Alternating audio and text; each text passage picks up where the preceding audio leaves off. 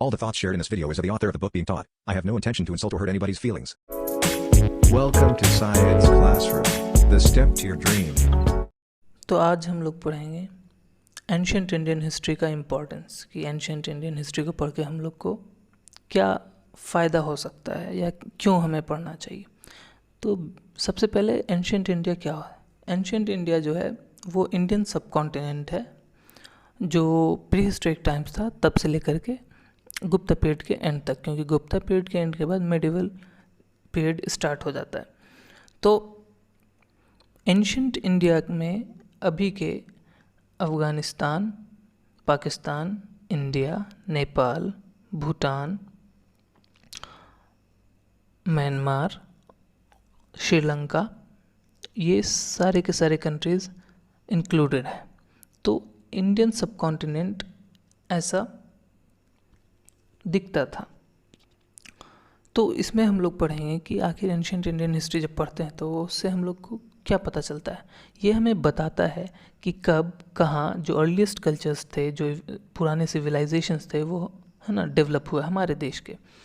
ये हमें दिखाता है कि लोग कैसे हंटिंग और गैदरिंग से एग्रीकल्चर करना शुरू किया, और चूँकि एग्रीकल्चर करते ही लाइफ सिक्योर हो जाता है, सेटल हो जाता है, क्योंकि अनाज हम लोग उपजाने लगते हैं तो एक जगह पर ठहर जाते हैं। इससे हमें ये भी पता चलता है कि कैसे जो एंशिएंट इंडियंस थे उन लोगों ने नेचुरल रिसोर्सेज को ढूंढा, उसको यूटिलाइज़ किया, और कैसे उन लोगों ने नए नए लाइवलीहुड्स के तरीके क्रिएट किए, जैसे खेती करना, कपड़ा सिलना, बुनना, सोने का काम, लोहे का काम, मेटल वर्किंग जिसको कहेंगे, वो सब नया नया ईजाद किया उन लोगों ने इस काम को। कैसे उन लोगों ने विलेजेस क्रिएट किए, सिटीज़ क्रिएट किए और लार्ज किंगडम्स बनाए। तो ये सब चीज़ हम लोगों को पता चलता है एंशिएंट इंडियन हिस्ट्री पढ़ने से। किसी भी सिविलाइजेशन के लोगों को या किसी भी जगह के लोगों को हम लोग तब तक सिविलाइज्ड नहीं कह सकते जब तक कि उन लोगों को बोलना, लिखना, पढ़ना नहीं आता।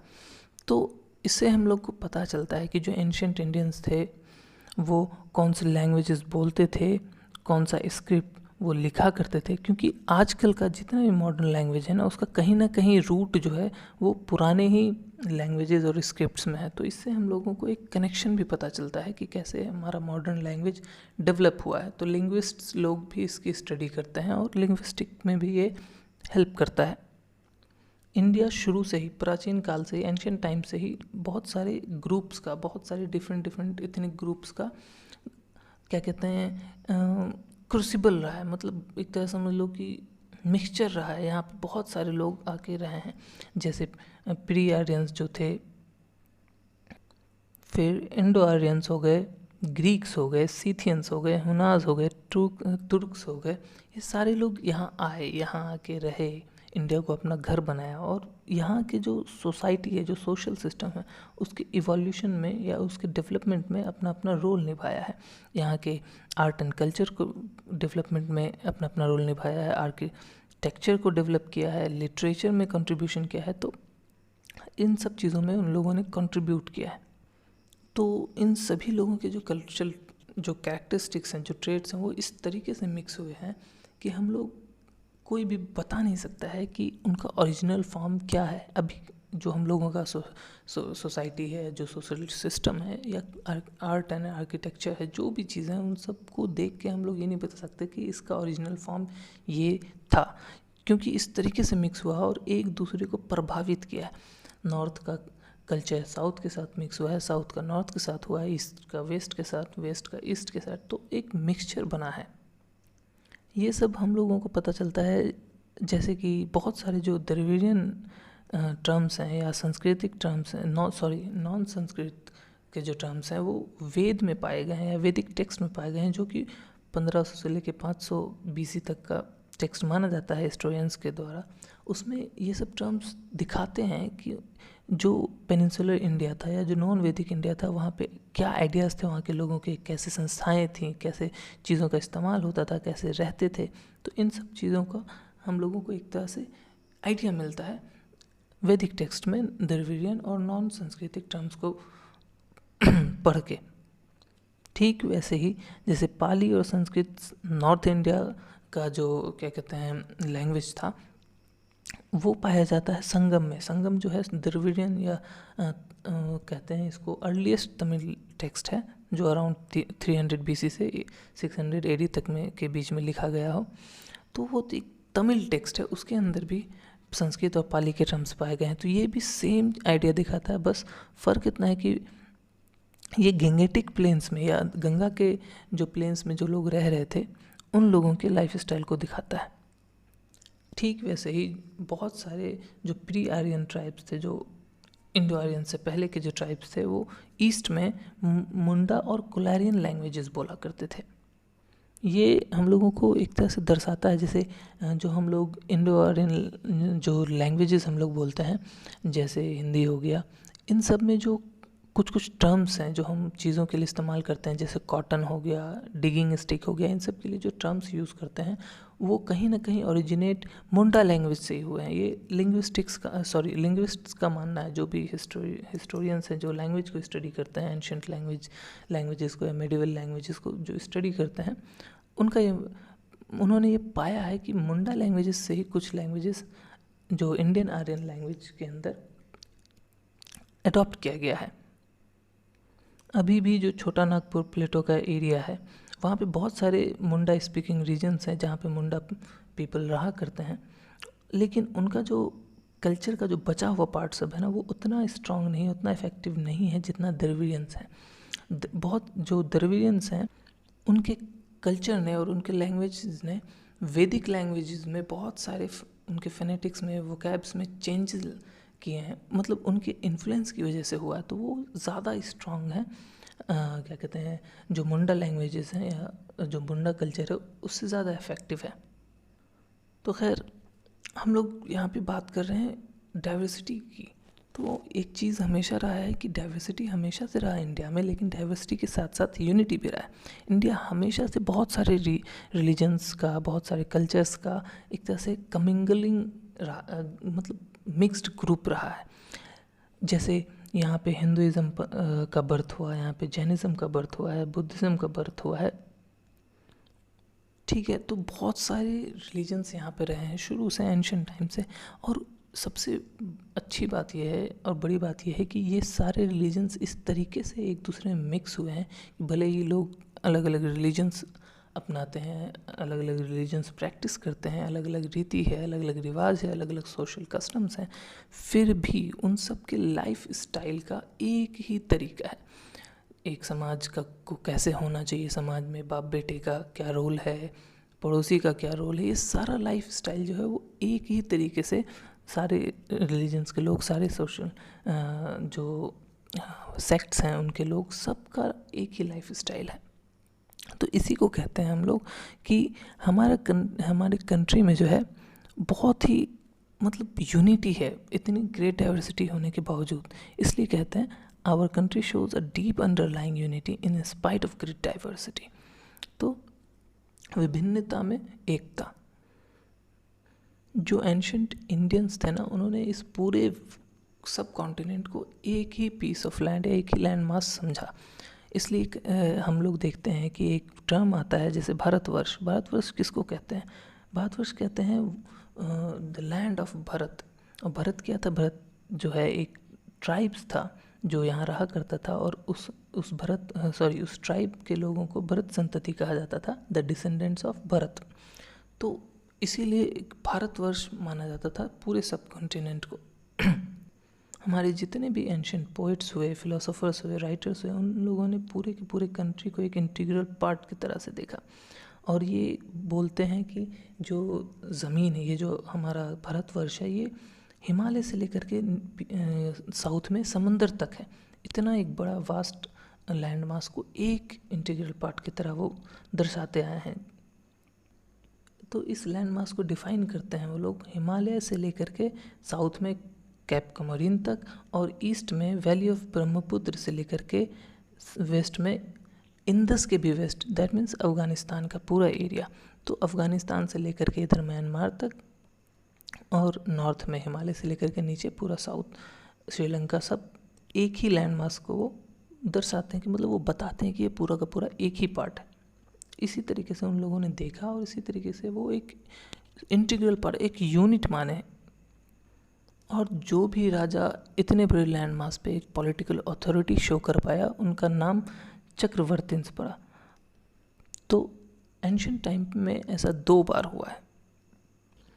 पहली बार सम्राट अशोक ने इस्टेब्लिश किया था political authority around 3rd century BC के, जो ऑब्वियसली जो एक्सट्रीम साउथ है हमारा, जो तमिलनाडु का रीजन है, ये एक्सट्रीम साउथ में वो पॉलिटिकल अथॉरिटी नहीं इस्टेब्लिश कर पाया, लेकिन वेस्ट में अफ़गानिस्तान, नॉर्थ में हिमालय तक, तो पूरा का पूरा एक कंट्री, मतलब एक पूरा सब कॉन्टिनेंट पे उसका पॉलिटिकल अथॉरिटी था, इसलिए उसको चक्रवर्तीन कहा गया। उसके बाद एक बार और गुप्ता पीरियड में समुद्रगुप्त ने पॉलिटिकल अथॉरिटी शो किया था ऑलमोस्ट पूरे के पूरे सब कॉन्टिनेंट पे। तो इन दोनों को चक्रवर्तीन की उपाधि से मतलब बताया जाता है। तो चक्रवर्तीन एक अलग ही उपाधि था, जो भी पूरे सब कॉन्टिनेंट के ऊपर पॉलिटिकल अथॉरिटी दिखाता, उसका नाम या उसको उपाधि दिया जाता चक्रवर्तीन का। सिर्फ हमारे ही लोगों ने नहीं, बल्कि जो उस टाइम में जो भी फॉरेनर्स आते थे ट्रेड करने के लिए, उन लोगों ने भी इस पूरे लैंड मास को एक पार्ट के हिसाब से देखा। जैसे हम लोग एक वर्ड देखते हैं हिंद। हिंद वर्ड जो है वो संस्कृत के सिंधु से ड्राइव किया गया है, और हिंद के इस साइड रहने वाले सारे लोगों को एक नाम से जाना जाता था। ठीक वैसे ही जैसे इंडिया जो है इंडस रिवर के ईस्ट में जो भी लोग रहते हैं, उस पूरे कंट्री को, उस पूरे रीजन को इंडो ही बोला करते थे, ग्रीक। तो वहीं से डिराइव हुआ इंडिया। और हिंद जो कि संस्कृत से लिया गया है, वो हिंद पर्शियन और अरबिक लोगों ने हिंद कहा, सिंधु नदी के इस साइड जो भी रीजन था, और यहाँ तो इस पूरे रीजन को हिंद का रीजन कहा पर्शियन ने और अरबिक जो लोग थे। अशोक ने पॉलिटिकल अथॉरिटी के साथ साथ लिंग्विस्टिक और कल्चरल यूनिटी भी दर्शाने या फिर इस्टेब्लिश करने की कोशिश की। जैसे अशोक ने प्राकृत लैंग्वेज को यूज़ किया, और स्क्रिप्ट, प्राकृत लैंग्वेज को जो लिखने के लिए जो स्क्रिप्ट यूज़ किया था वो ब्राह्मी था, और वो अफ़गानिस्तान से लेकर के ऑल ओवर जो एक कंट्री था, जो उसका पूरा अथॉरिटी के अंदर आता था, जो उसका किंगडम था, उसमें जितने भी उसने इंस्क्रिप्शन लिखवाए वो सारे के सारे प्राकृत लैंग्वेज में लिखवाए और ब्राह्मी स्क्रिप्ट में लिखवाए। तो एक तरह से जो प्राकृत लैंग्वेज है वो एक लिंगुआ फ्रैंका की तरह से बिहेव किया 3rd सेंचुरी BC के अराउंड, प्राकृत लैंग्वेज और ब्राह्मी स्क्रिप्ट। तो उसने लिंग्विस्टिक और कल्चरल यूनिटी भी इस्टेब्लिश करने की कोशिश की। तो एक मतलब एंशिएंट टाइम से ही इस पूरे सब कॉन्टिनेंट को एक ही लैंड मास की तरह से देखा गया है। तो ठीक वैसे ही जैसे अशोक के टाइम पे प्राकृत लैंग्वेज का पॉलिटिकल यूनिटी इस्टेब्लिश हुआ, ठीक वैसे ही संस्कृत का ही पॉलिटिकल लिंग्विस्टिक यूनिटी इस्टेब्लिश हुआ। कब? गुप्ता जो पीरियड है, जो हमारा कहलाता है कि गोल्डन पीरियड है, जो 4th सेंचुरी के अराउंड है, आफ्टर जीसस क्राइस्ट बर्थ। तो उस टाइम पे संस्कृत लिंगुआ फ्रैंका की तरह इस्टेब्लिश हुआ। इस मुद्दे पे या इस मामले पे ध्यान देने वाली बात यह है कि जो एंशिएंट एपिक्स थे, जैसे रामायण, महाभारत, जो संस्कृत में लिखे गए हैं, वो तमिल लोगों के द्वारा भी ठीक उसी ज़ील, उसी इंथुसियाज्म और उसी उत्साह के साथ पढ़ा जाता था जितना कि बनारस या तक्षशिला के लोग पढ़ा करते थे। तो एक तरह से साउथ के लोग और नॉर्थ के लोग सेम ज़ील के साथ संस्कृत टेक्स्ट को पढ़ रहे हैं। दैट मीन्स कि संस्कृत भी एक जो लिंग्विस्टिक यूनिटी है उसका एक मार्क बना दिया गया था गुप्ता पीरियड के टाइम पे। तो हमारा जो एंशिएंट हिस्ट्री है वो पढ़ना बहुत ज़रूरी है, क्योंकि हमारा जो है ना सोशल सिस्टम वो बहुत ही पिक्यूलियर है, बहुत ज़्यादा पिक्यूलियर है, और वो बहुत पहले ही कंट्री में इस्टेब्लिश हो चुका है और अभी तक वो ज़िंदा है। जैसे जो वर्णा सिस्टम है, जो 4 वर्ण डेवलप किए गए, जैसे ब्राह्मण, क्षत्रिय, वैश्य और शूद्र, वो अभी तक हमारी कंट्री में चलता है। इतना ही नहीं, वो सिर्फ हिंदुइज्म में नहीं बल्कि वो क्रिश्चियंस और मुस्लिम्स को भी इफ़ेक्ट किया। जैसे जो क्रिश्चियंस या मुस्लिम्स जो पहले हिंदू थे वो कन्वर्ट हुए, जो कन्वर्जन हुआ, उसके बाद भी हिंदुइज्म से निकलने के बाद भी वो अपने जो पुराने कास्ट थे उसके जो रीति रिवाज है वो करते रहे। तो इस तरीके से इफ़ेक्ट हुआ हमारा मतलब इस तरीके से हमारा जो सोशल सिस्टम है या सोसाइटी है वो डेवलप किया गया, पिरोया गया। इसलिए हम लोगों को अपना एंशियंट हिस्ट्री पढ़ना बहुत ही ज़्यादा इम्पॉर्टेंट है। अब जो हमारा टॉपिक है वो ये है कि पास्ट को पढ़ने से प्रेजेंट पे क्या इफ़ेक्ट पड़ेगा या क्या रेलिवेंस है पास्ट को पढ़ने का प्रेजेंट पे। तो ये इसलिए ज़रूरी है क्योंकि कुछ लोग जो हैं, बहुत सारे लोग वो मतलब इमोशनल से या सेंटिमेंटली इस तरीके से सोचते हैं कि जो हमारा एंशियंट पास्ट था वो बहुत ग्लोरियस रहा। ऑब्वियसली वो रहा भी, और अगर वो चाहते हैं तो सबसे पहले तो ये समझ लें कि रिस्टोर करना एंशियंट कल्चर को, सिविलाइजेशन को, है ना, पास्ट ग्लोरीज को लाने के लिए, और फिर जो हमारा एंशियंट हेरिटेज है या आर्ट और आर्किटेक्चर है उसको प्रिजर्व करना, ये दोनों में बहुत ह्यूज डिफरेंस है। तो अब कुछ लोग चाहते हैं कि रीस्टोर करना, तो रीस्टोर करने से पहले हम लोगों को उस पैटर्न को समझना पड़ेगा, और उसके लिए इसीलिए हमको अपने पास्ट को जानना बहुत ज़रूरी हो गया है। अभी जैसे हम लोग देखते हैं, जैसे कि एंशियंट टाइम्स में ऑब्वियसली बहुत सारे अच्छे प्रोग्रेस थे अलग अलग फील्ड में, चाहे आर्ट या आर्किटेक्चर हो, उस ज़माने के बने हुए मंदिर, उस ज़माने के बने हुए जो भी आर्किटेक्चर हैं, जो आर्ट्स हैं, वो अभी भी हैं। लेकिन कुछ चीज़ें हैं जैसे जो मॉडर्न साइंस की वजह से या मॉडर्न टेक्नोलॉजी की वजह से जो अचीवमेंट्स है, जैसे मोबाइल हुआ, जैसे जो डिजिटल युग है जिसमें इतना सारा सैटेलाइट्स है, रॉकेट्स है, एयरप्लेन है, इतना सारा जो डेवलपमेंट है जो मॉडर्न साइंस और टेक्नोलॉजी की वजह से हुआ है, उसके साथ हम एंशियंट टेक्नोलॉजी को लेके compete नहीं कर सकते। अगर मान लीजिए हमारा कंट्री जो एंशियंट कल्चर को, एंशियंट आर्किटेक्चर को या एंशियंट किसी भी तकनीक को, पैटर्न को अपनाता है और कम्प्लीटली वैसा ही अपनाता है जैसा पहले था, तो हम किसी भी दूसरे कंट्री के साथ हम नहीं compete कर पाएंगे। रीज़न ये है कि मॉडर्न साइंस और टेक्नोलॉजी बहुत ज़्यादा ही डेवलप करा देता है किसी भी चीज़ों को। जैसे हम लोग को अगर एंशियंट टाइम के हिसाब से अगर कम्युनिकेट भी करना हो तो हम लोगों को घोड़ा पे किसी को भेजना पड़ेगा संदेश लेकर के, और अभी हम लोग क्या करते हैं, वीडियो कॉल कर लेते हैं। जब भी जहाँ भी बात करना होता है रियल टाइम बात होता है, कोई लैग नहीं, कुछ नहीं, जैसा जो जहाँ जिस टाइम पे जैसा कर रहा है वैसा ही बात हो रहा होता है। तो ये इस चीज़ को कंसिडर करना है। इसके अलावा एक और चीज़ कंसिडर करना है कि जो एंशियंट हमारा सिविलाइजेशन रहा है या कल्चर रहा, जो सोसाइटी रहा है, उसमें सोशल इनजस्टिस बहुत ज़्यादा था, बहुत ज़्यादा सोशल इनजस्टिस था। तो जो एंशियंट जो हमारा सिविलाइजेशन प्रोग्रेस कर रहा था वो एक डिस्क्रिमिनेशन, एक बहुत ही बड़े सोशल डिस्क्रिमिनेशन के साथ ग्रो कर रहा था। तो अगर हम उसको रिस्टोर कर लेंगे तो ऑब्वियसली इन सारी कमियों को भी रिस्टोर, मतलब ये सारी कमियां अपने आप पनप जाएंगी, जो हैं ही ऑलरेडी वो और ज़्यादा एक्सट्रीम लेवल का हो जाएगा। तो इससे बेटर है कि हम जो एंशियंट्स लोग जो थे हमारे, वो कैसे जो डिफ़िकल्टीज़ थी, जो ऑब्स्टिकल्स थे, चाहे वो नेचुरल हो या फिर मैन मेड हो, इन सब से कैसे वो उभर पाते थे या कैसे इन ऑब्स्टिकल्स को ख़त्म करके अपने डेवलपमेंट को आगे करते थे या अपने सिविलाइजेशंस को डेवलप करते थे। अगर हम इन सब चीज़ों को सीखें तो ये हमें अपने फ्यूचर में एक बहुत ही अच्छा और बहुत ही ज़्यादा महत्वपूर्ण सीख होगा। ये हमारा कॉन्फिडेंस को बूस्ट करेगा कि कैसे ऑब्स्टिकल्स से हम लोग पार पाएंगे, क्योंकि हमारे एंशियंट्स लोग इससे बड़े बड़े या इससे ऐसी लेवल के जो ऑब्स्टिकल्स थे, चाहे वो नेचुरल हो, कैलेमिटीज़ हुए जैसे फ्लड्स हुए, या फिर जो वॉल्केनो इरप्शंस हो गए, जो भी नेचुरल हो या मैन मेड हो, जैसे हॉलोकास्ट्स होते हैं, जैसे पूरा का पूरा सिविलाइजेशन ख़त्म कर दिया जाता है, जैसे जर्मनी में हुआ है, जैसे कल्चरल रिवॉल्यूशन चाइना में हुआ है। तो इस सब टाइप के बहुत सारी चीज़ें, बहुत सारे ऑब्स्टिकल्स एंशियंट टाइम में भी हुआ, और एंशियंट लोगों ने उससे मतलब पार पाके एक अलग ही सोसाइटी डेवलप किया।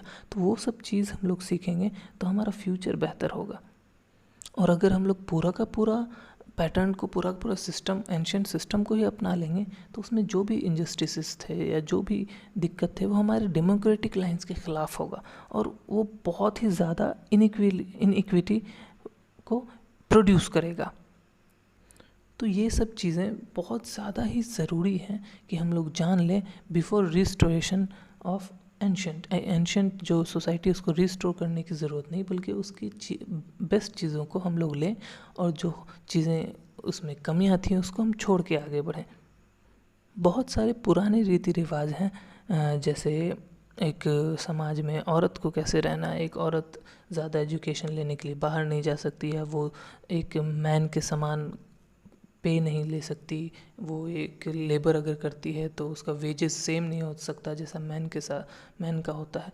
तो ये सब चीज़ें, इसके अलावा विमेन क्या रिचुअल्स कर सकती हैं, मैन क्या रिचुअल्स कर सकते हैं, ये सब चीज़ें हमारे दिमाग में अभी तक एकदम गड़ी हुई हैं, डीपली इनग्रेन्ड है हमारे माइंड्स में। तो और ये हमें सिर्फ और सिर्फ हमारा इंडिविजुअल डेवलपमेंट को ही नहीं रोकता, बल्कि पूरा का पूरा कंट्री के डेवलपमेंट को इनहिबिट करता है।